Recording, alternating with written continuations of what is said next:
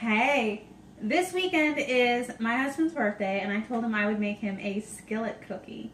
Now, what you're going to need is to preheat your oven to 325 degrees. And then I'm using a 10-inch skillet. This might actually be 12. I don't know. I never measured it. But you're going to need a cast iron skillet. You don't have to use cast iron, but you need a 10-inch skillet. Lightly grease. I'm using my coconut oil spray. And in a medium bowl, you're going to, you know what? You're going to need 1.5 cups almond flour and 3/4 of a cup finely shredded unsweetened coconut. And you're going to put that in a medium bowl and whisk that together. This gets rid of the lumps and combines it. Then in a large bowl, or what I'm using is the food processor, you're going to put in 1/2 cup of butter. The recipe calls for 1/4 of a cup of butter, 1/4 of a cup of coconut oil. I prefer butter. So you're going to put in your butter, and you are going to put in your sweetener and beat that together. I've got 1/2 cup of Swerve sweetener. Put that in there.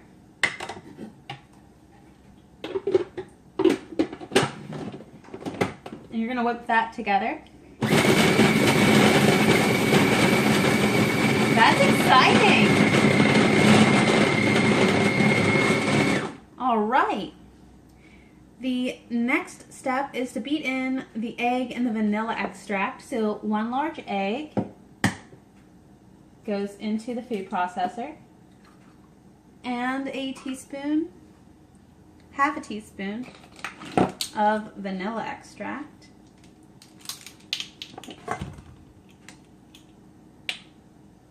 I think it's easier to make it in the food processor because it has less cleanup, especially if you don't put everything together like I did beforehand.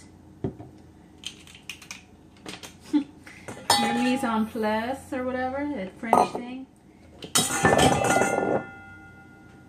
Almost knocked some things over there, huh? So you're going to beat that together.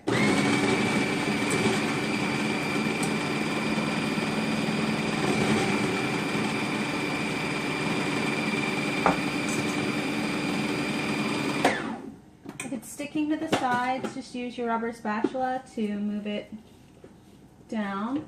It's going to smell really good. There we go. There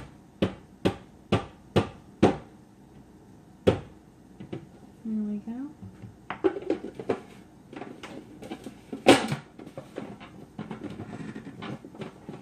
There we go. Perfect. Your next step is going to be beat in the almond flour and coconut mixture.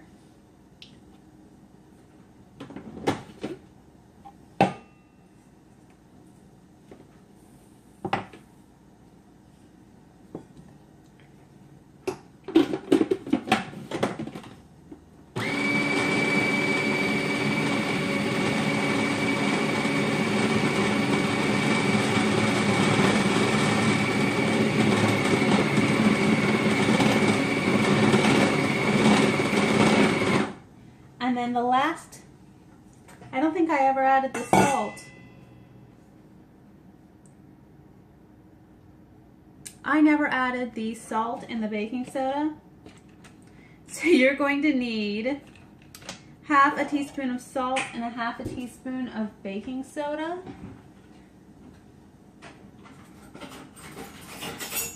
I think we've all done this before.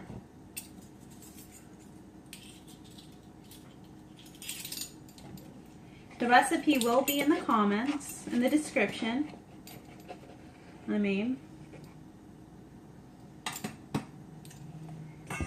So it'll tell you all of the amounts that you need. I didn't convert this to grams.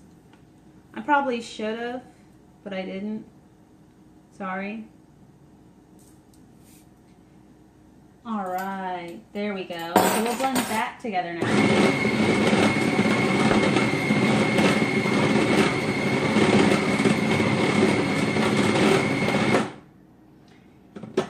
the last step is to add 3 ounces of sugar-free chocolate chips. I'm using the stevia sweetened Lily's chips. And you're going to mix that on low so that way you don't chop up the chips. This smells absolutely amazing right now, and I'm half tempted to eat the dough as is.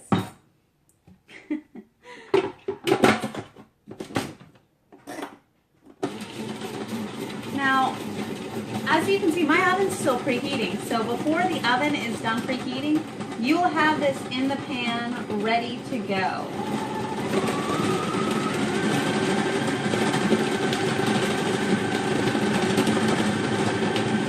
It's almost there.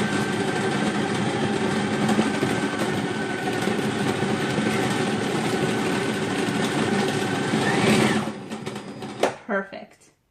All right, so you're going to spread this into your pan.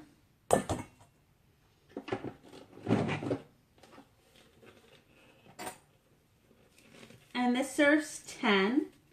More realistically, since I love chocolate chip cookies, more like serves 5. But if you follow the recipe as is, and you make only 10 servings, each serving is going to have 8 grams of carbs and 3 grams of fiber. And I'm not sure if you want to know the calories. On birthdays, calories don't count. Carbs do, but calories don't.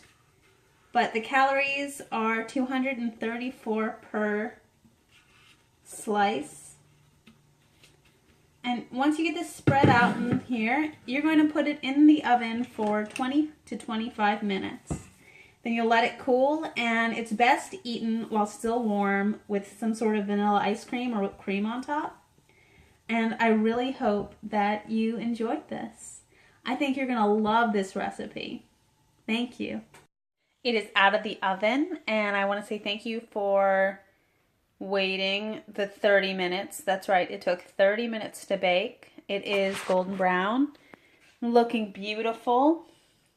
And I just want to say thank you to alldayidreamaboutfood.com for creating these wonderful recipes that have really went over well with my family as we try to reduce our sugar intake. Thank you.